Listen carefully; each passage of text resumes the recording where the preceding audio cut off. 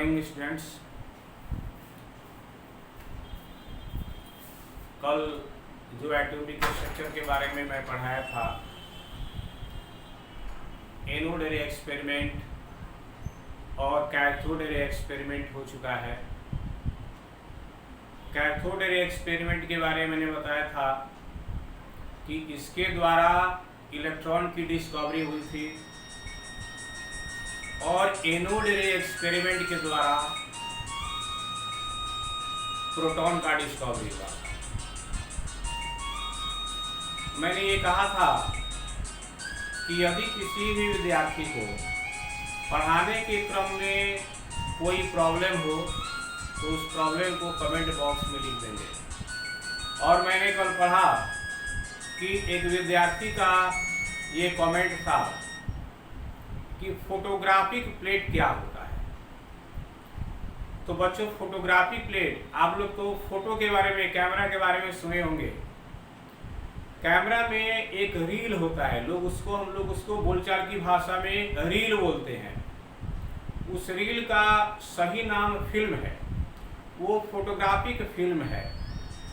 और उससे जो पिक्चर लिया जाता है, जो हम लोग कैमरा से फोटो खींचते हैं, वो फोटो उसी फिल्म पर जाके बनता है। तो वो एक फोटोग्राफिक फिल्म है, फोटोग्राफिक प्लेट है। फोटोग्राफिक प्लेट जो होता है उस पर प्रायः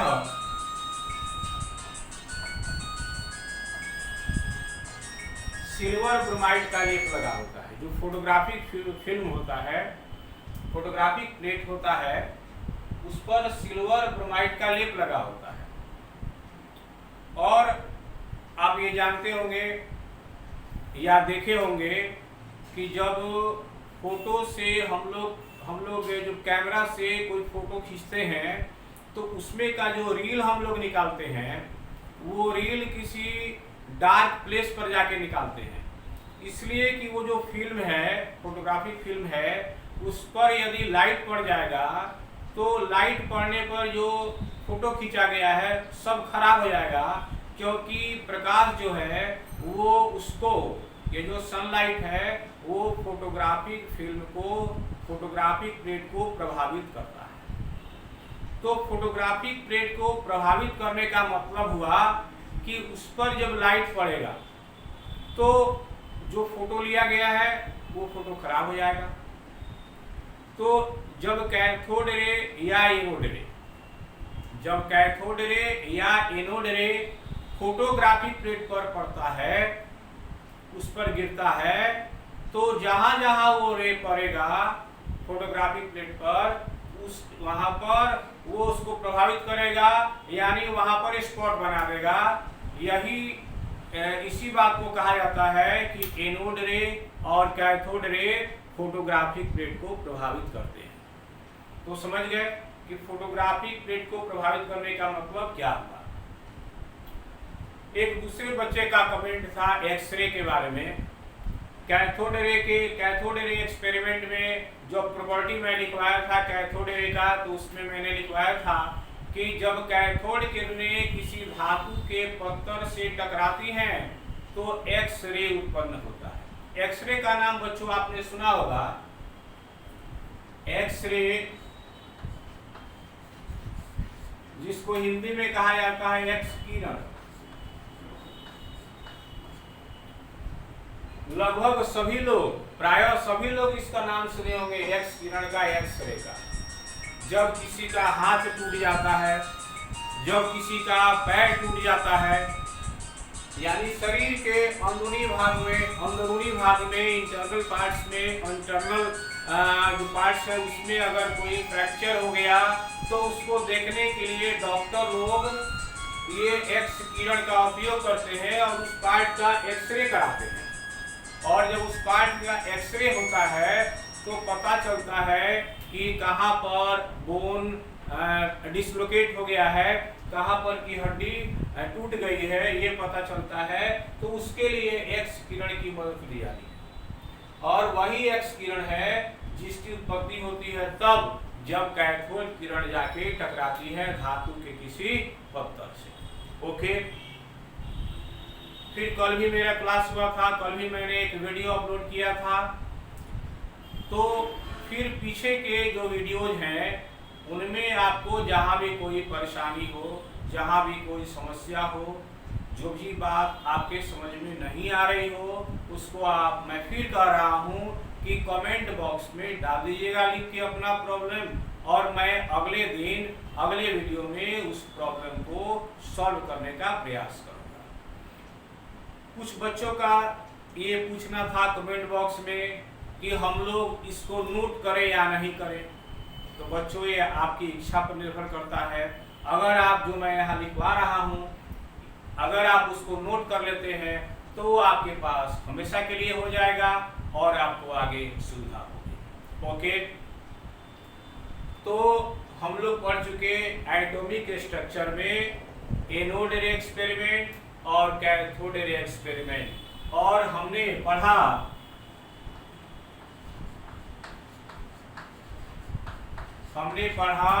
कि कैथोड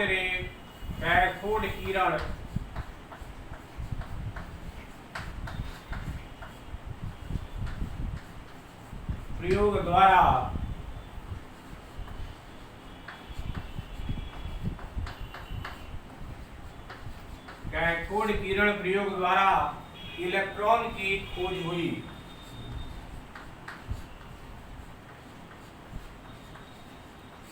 और फिर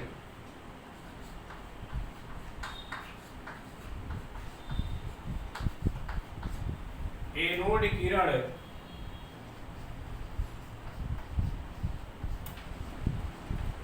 प्रयोग द्वारा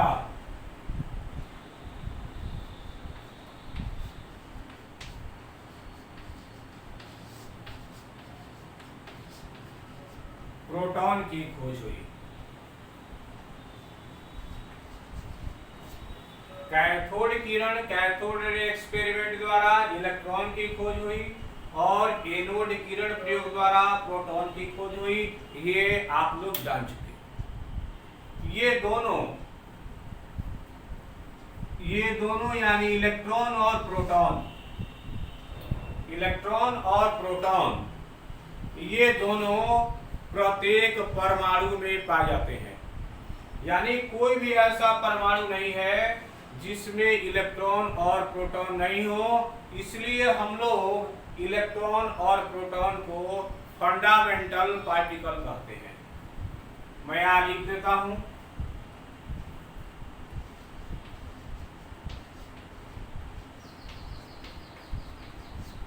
इलेक्ट्रॉन और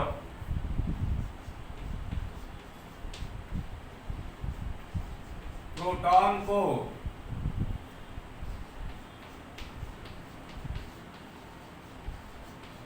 मौलिक कण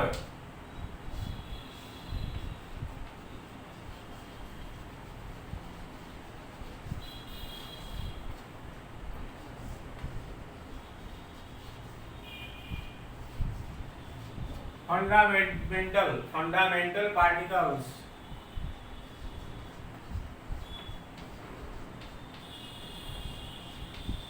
कहा जाता है। परमाणु संरचना में मैंने बताया था कि कोई भी परमाणु अविभाज्य नहीं है। परमाणु भी कई कणों के मिलने से बने होते हैं, जिनमें दो कणों की चर्चा ऑलरेडी हो चुकी है। एक कण आपका है इलेक्ट्रॉन और दूसरा कण है प्रोटॉन। अब हम लोग आगे बढ़ते हैं।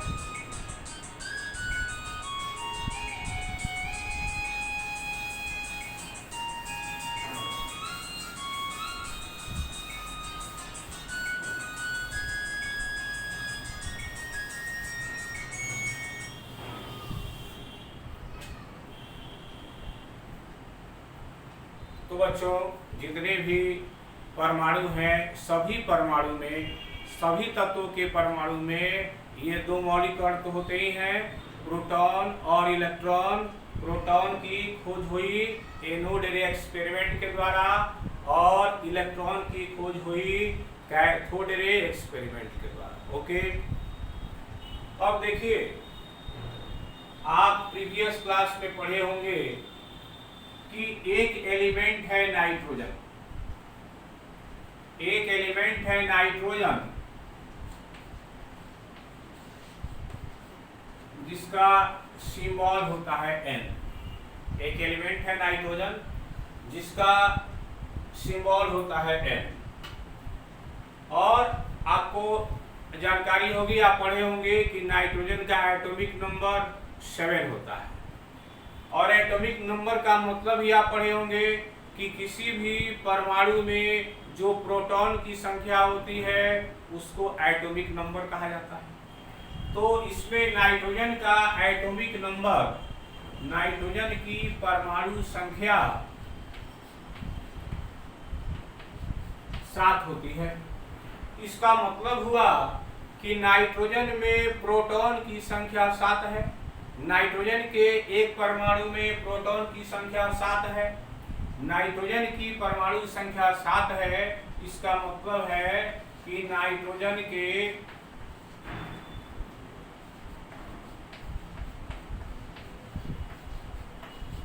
एक परमाणु में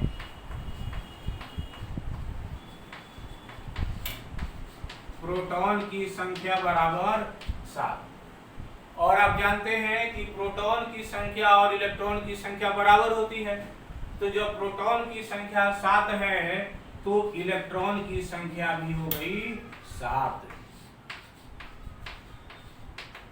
number of protons is always equal to number of electrons. तो नंबर ऑफ प्रोटॉन हो गया 7, इसका मतलब नंबर ऑफ इलेक्ट्रॉन भी हो गया 7। प्रोटॉन का जो मास होता है, प्रोटॉन का जो रिलेटिव मास होता है वह 1 AMU होता है।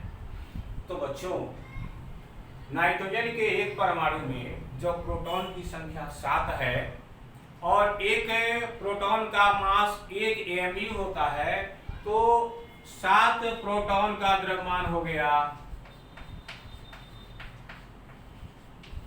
7 प्रोटॉन का द्रव्यमान हो गया 7 AMU। नाइट्रोजन के एक परमाणु में प्रोटॉन की संख्या 7 और एक प्रोटॉन का मास 1 AMU, तो 7 प्रोटॉन का द्रव्यमान हो गया 7 AMU। और एक इलेक्ट्रॉन का जो मास होता है वो 1/1836 AMU होता है। 1/1836 AMU। तो फिर इसमें 7 इलेक्ट्रॉन हैं, तो 7 इलेक्ट्रॉन का द्रव्यमान हो गया आपको 7/1836 AMU। नाइट्रोजन के एक परमाणु में 7 प्रोटॉन जिनका द्रव्यमान हो गया 7 AMU, और उसमें 7 इलेक्ट्रॉन जिनका द्रव्यमान हो गया 7/1836 AMU। तो कुल द्रव्यमान कितना हो गया एक एटम में? तो एक एटम का द्रव्यमान निकालें तो 7 और जोड़ 7/1836 कितना AMU आता है? आप देख रहे हैं कि ये जो इसका मास है नाइट्रोजन के एक एटम का, वह 8 से भी कम आता है। 7 में अगर इतना जोड़ा जाए तो यह 8 से भी क्या है? ये 8 से भी कम है। जबकि नाइट्रोजन के एक परमाणु का द्रव्यमान कितना होता है? 14 AMU।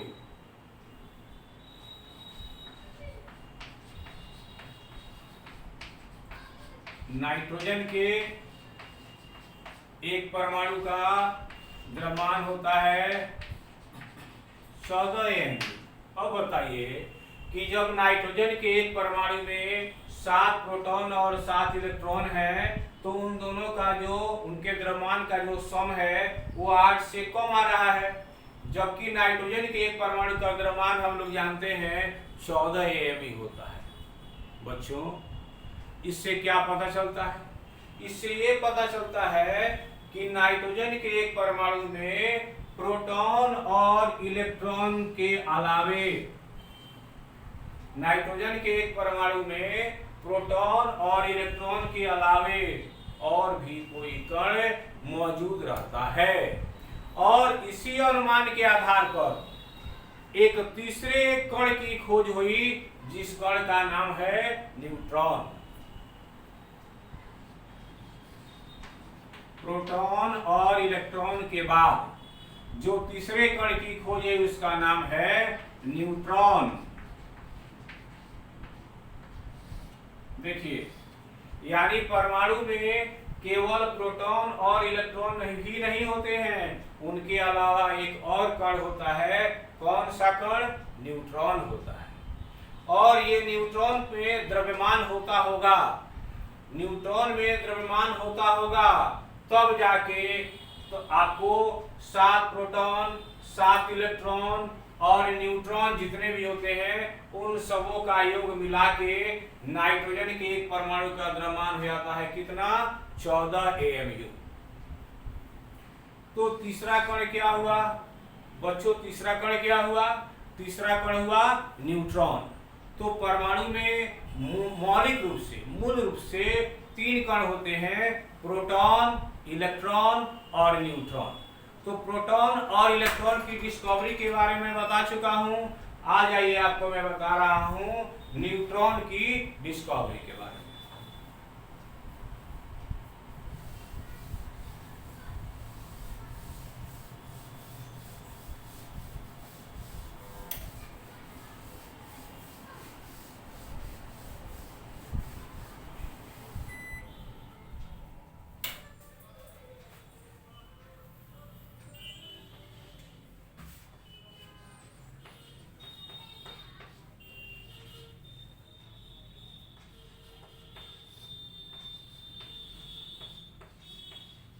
न्यूट्रॉन की खोज, डिस्कवरी ऑफ न्यूट्रॉन।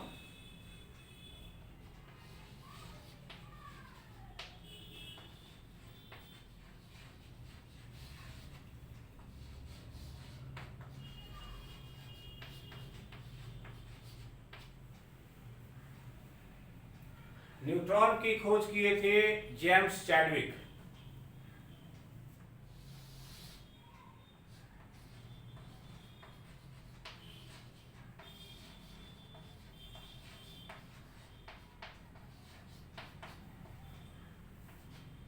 in 1932 1932 ईस्वी में जेम्स चैडविक ने न्यूट्रॉन की खोज की थी। उन्होंने क्या किया कि लिथियम पर, लिथियम एक एलिमेंट है,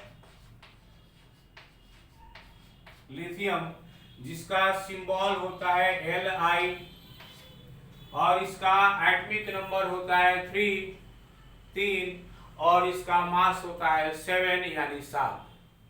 तो उन्होंने लिथियम, देखिए लिथियम है, हम लोग जब किसी भी एटम का सिंबल लिखते हैं तो सिंबल में बाईं तरफ नीचे उसके एटॉमिक नंबर को लिखा जाता है और ऊपर में उसके मास नंबर को लिखते हैं। तो लिथियम का एटॉमिक नंबर हो गया 3, तो यहां लिख दिए बाईं तरफ 3, यह दिखा रहा है लिथियम का एटॉमिक नंबर, और ऊपर में उसका जो मास होता है, द्रव्यमान होता है लिथियम का, वो लिख दिए 7। यही तरीका होता है, किसी भी एलिमेंट का सिंबल लिखते हैं तो उसका जो एटॉमिक नंबर होता है वो बाएं तरफ नीचे लिखते हैं और उसका जो मास, द्रव्यमान संख्या होता है वह ऊपर में लिखते हैं। तो लिथियम एलिमेंट है जिसका एटॉमिक नंबर हो गया 3 और उसका मास नंबर हो गया 7। और इस पर उन्होंने अल्फा कण से प्रहार कराया। लिथियम पर जेम्स चैडविक ने अल्फा कण से प्रहार कराया। अल्फा कण पर 2 इकाई का होता है पॉजिटिव चार्ज और अल्फा कण का द्रव्यमान होता है 4 इकाई। तो लिथियम पर उन्होंने अल्फा कण का प्रहार कराया।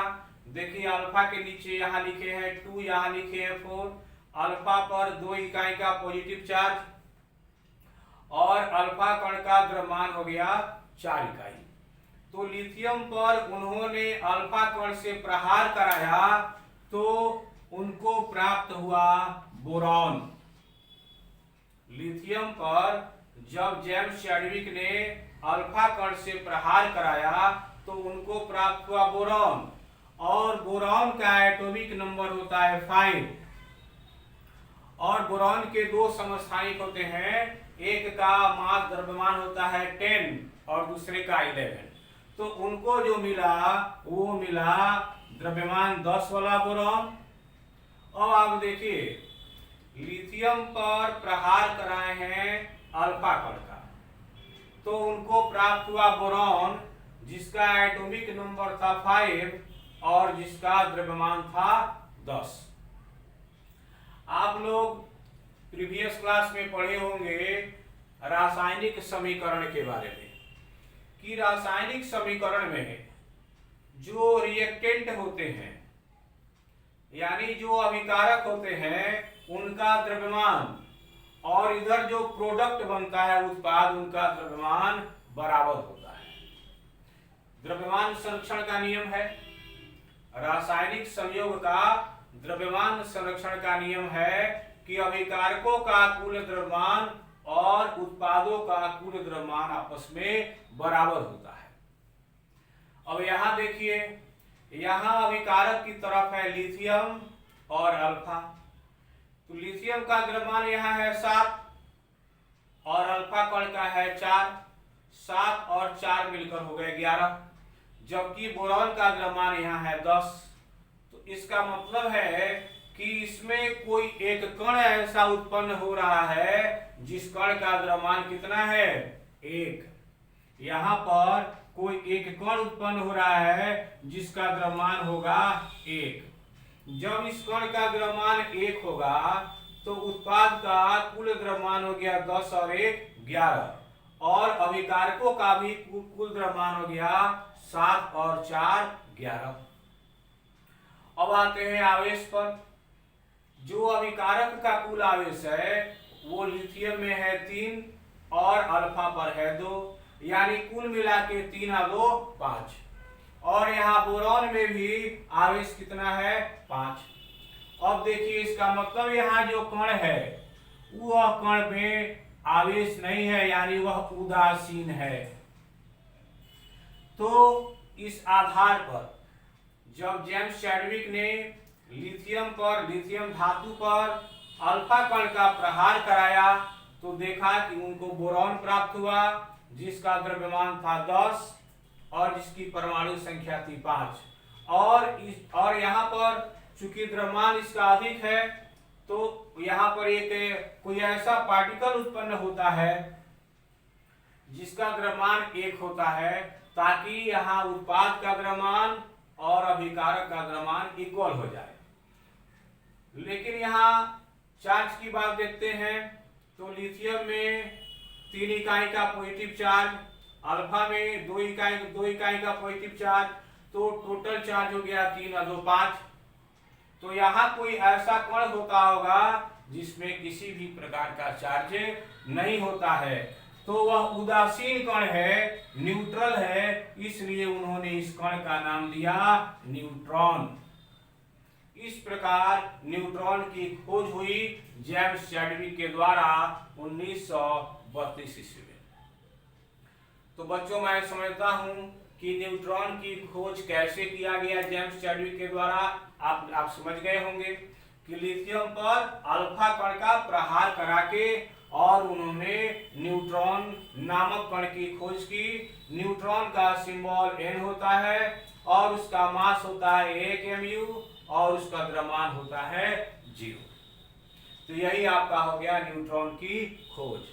वैसे लिथियम बहुत ही कम मात्रा में मिलता है, बहुत रेयर मेटल है, बहुत कम मात्रा में उपलब्ध होता है, इसलिए न्यूट्रॉन का जो मेन सोर्स है वो बेरिलियम है।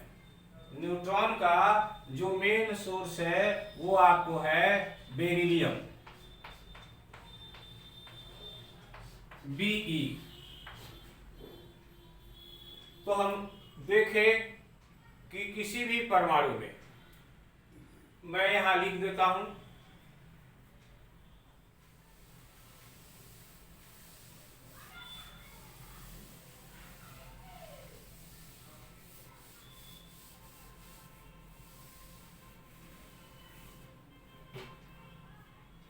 आप नोट कर सकते हैं।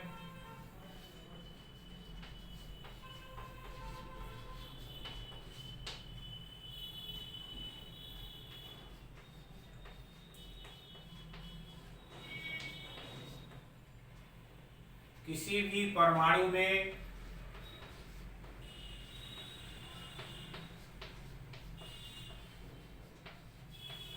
तीन मौलिक कण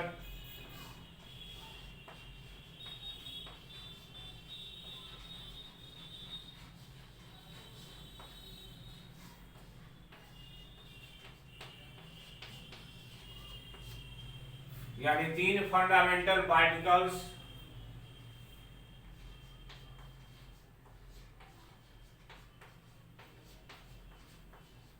पाए जाते हैं। पहला आपको कण है प्रोटॉन,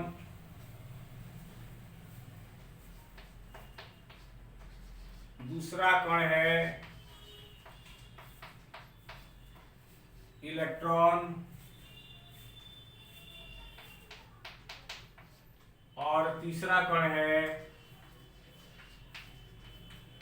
न्यूट्रॉन। तो बच्चों आप देखें कि किसी भी परमाणु में तीन मौलिक कण होते हैं, तीन फंडामेंटल पार्टिकल्स होते हैं, एक प्रोटॉन, दूसरा इलेक्ट्रॉन और तीसरा न्यूट्रॉन। एक बात मैं आपको बता दूं कि हाइड्रोजन एक ऐसा एलिमेंट है, सिर्फ हाइड्रोजन, जिसमें न्यूट्रॉन नहीं होता है। हाइड्रोजन में यहां नोट कर लेंगे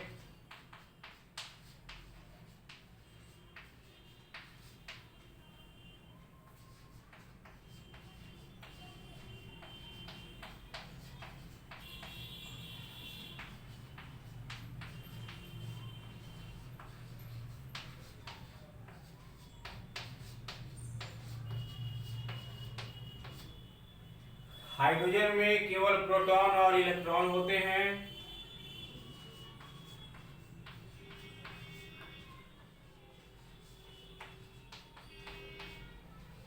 इसमें न्यूट्रॉन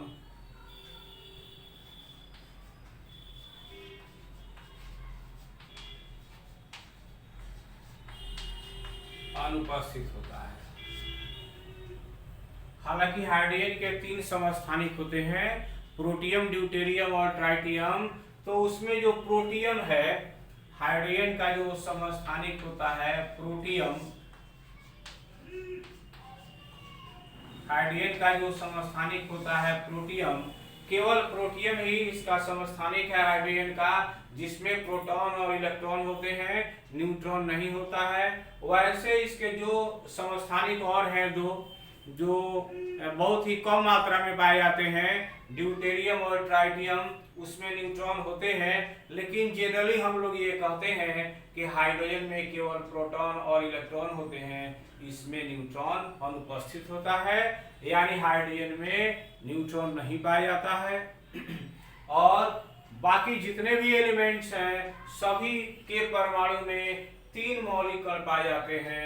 मौलिक कण प्रोटॉन, इलेक्ट्रॉन और न्यूट्रॉन। यहां नोट कर लेंगे फिर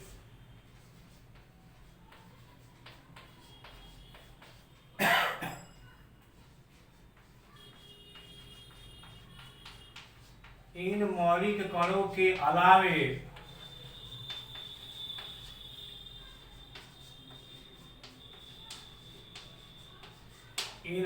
कणों के अलावे परमाणु में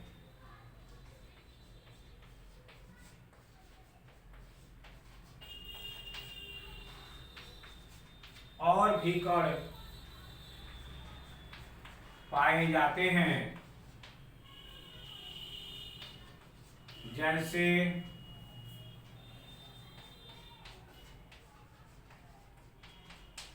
पॉजिट्रॉन,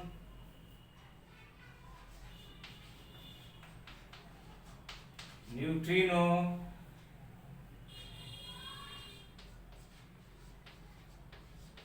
पॉजिटिव मेसन,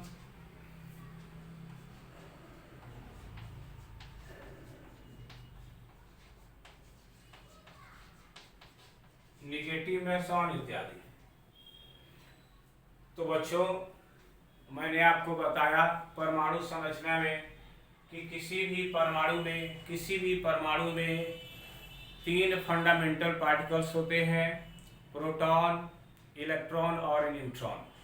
इनके अलावे आपको और भी कण होते हैं, जैसे पॉजिट्रॉन है, न्यूट्रिनो है, पॉजिटिव मेसॉन है, नेगेटिव मेसॉन है, ये सारे कण भी पाए जाते हैं। लेकिन मौलिक कण इसमें तीन ही हैं जो मूल रूप से पाए जाते हैं, प्रोटॉन, इलेक्ट्रॉन और न्यूट्रॉन। ओके,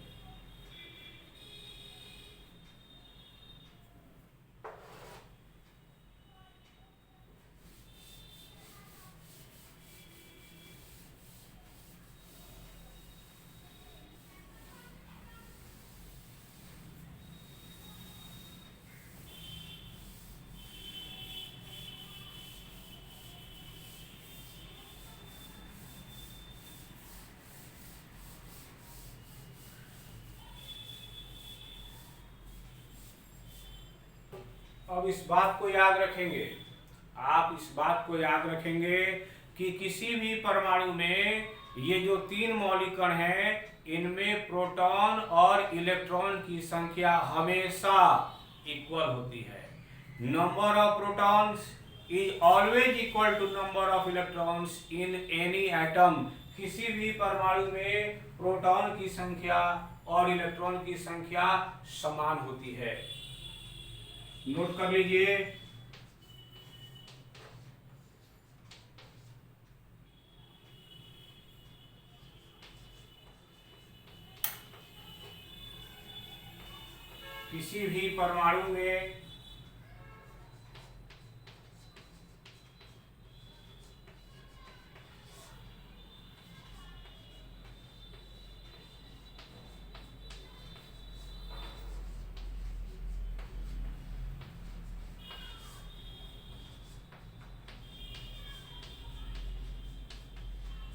किसी भी परमाणु में प्रोटॉन और इलेक्ट्रॉन की संख्या समान होती है।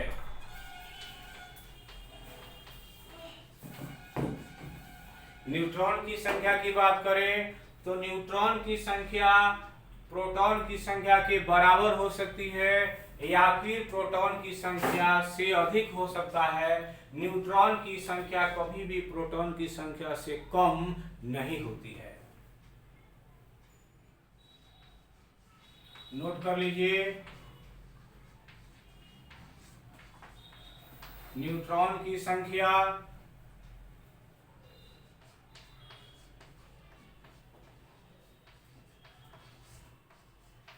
प्रोटॉन की संख्या के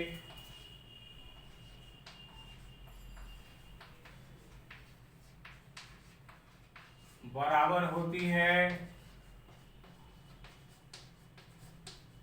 या उससे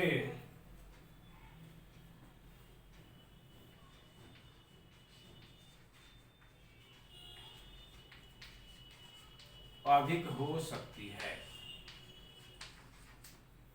न्यूट्रॉन की संख्या प्रोटॉन की संख्या के बराबर होती है या फिर उससे अधिक हो सकती है। कभी भी न्यूट्रॉन की संख्या प्रोटॉन की संख्या से कम नहीं हो सकती है।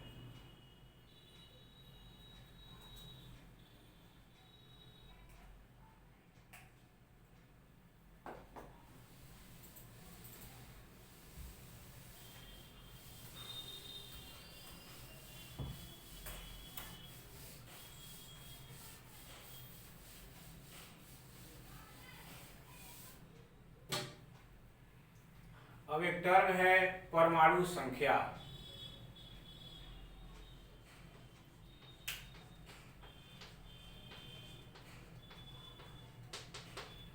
जो प्रोटॉन की संख्या से संबंधित है, इसलिए इसे मैं बता देता हूं।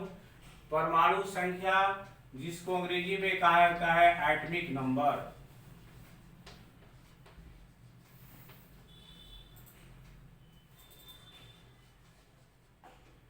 परमाणु संख्या, जिसे अंग्रेजी में कहा जाता है एटॉमिक नंबर, यह प्रोटॉन से रिलेटेड टर्म है, इसलिए मैं इसकी चर्चा कर देता हूं। किसी भी परमाणु में जितने प्रोटॉन होते हैं, किसी भी परमाणु में जितने प्रोटॉन होते हैं, उसे उस तत्व के परमाणु की उस तत्व की परमाणु संख्या कहते हैं। कोई भी तत्व है उसके एक परमाणु में प्रोटॉन की जो संख्या होती है उसे उस तत्व की परमाणु संख्या कहा जाता है। जैसे मान लीजिए कार्बन है, पहले इसका डिफिनीशन मैं यहां लिख देता हूं, आप लोग नोट कर लेंगे।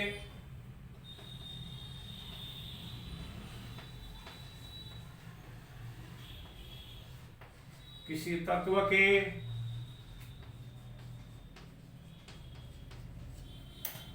एक परमाणु में, किसी तत्व के एक परमाणु में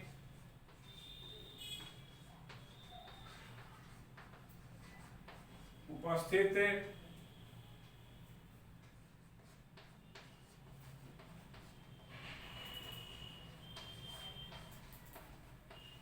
प्रोटॉन की संख्या को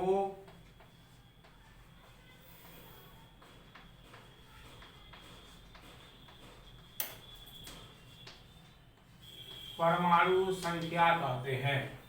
किसी तत्व के एक परमाणु में उपस्थित प्रोटॉन की संख्या को परमाणु संख्या कहते हैं।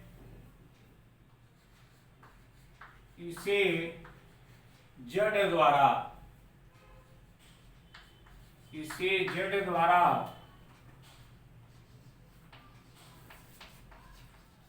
दर्शाया जाता है।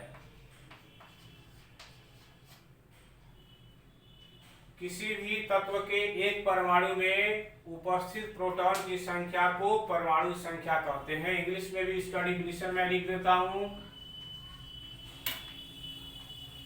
Number of protons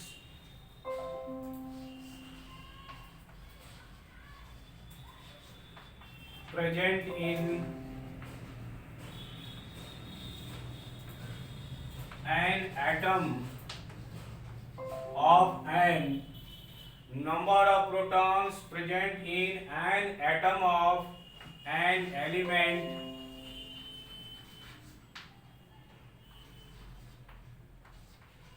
is called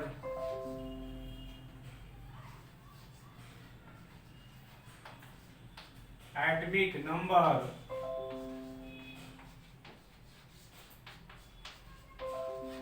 of that element.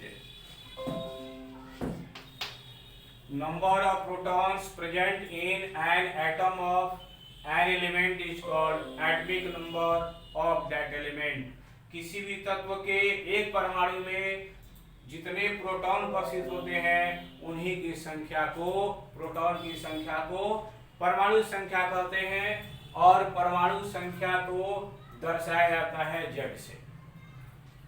जैसे मान लीजिए कि कार्बन के एक एटम में, इसको मैं एग्जाम्पल से समझा रहा हूं, एक उदाहरण मैं दे रहा हूं कि कार्बन के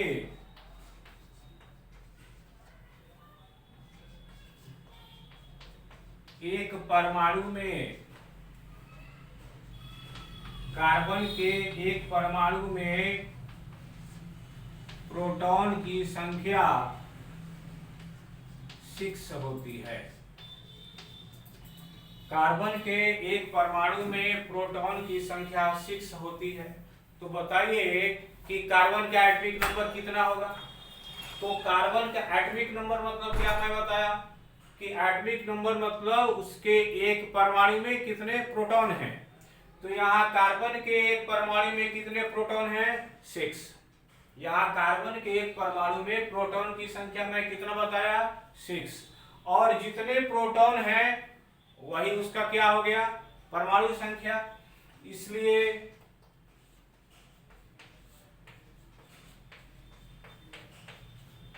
कार्बन की परमाणु संख्या कितनी हो गई, 6 हो गई। ठीक है बच्चों, आप समझ रहे हैं। फिर एक और एग्जांपल देखिए।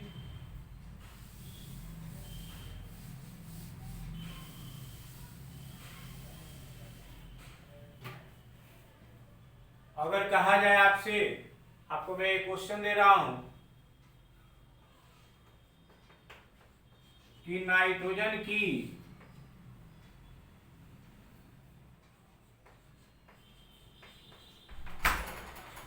परमाणु संख्या 7 होती है। नाइट्रोजन की परमाणु संख्या एटॉमिक नंबर 7 होती है। और आपसे पूछा जा रहा है कि बताइए कि उसमें प्रोटॉन कितने हैं और इलेक्ट्रॉन कितने हैं। मान लीजिए आपसे कोई क्वेश्चन करता है कि नाइट्रोजन की परमाणु संख्या 7 होती है, तो बताइए उसमें प्रोटॉन की संख्या और इलेक्ट्रॉन की संख्या कितनी है।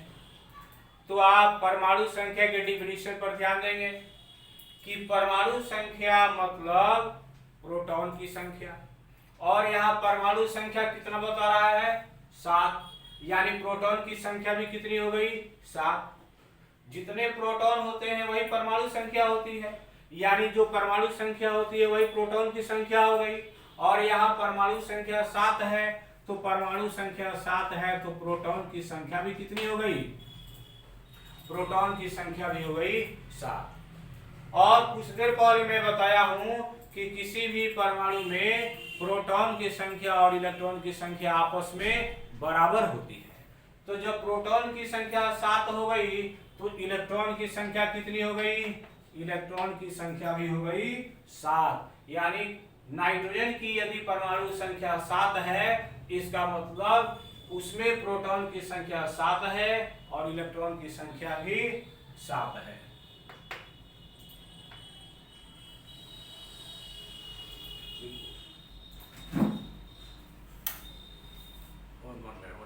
वन मिनट, ठीक है। और फिर अगले क्लास में अगले वीडियो मुलाकात होगी। Thank you.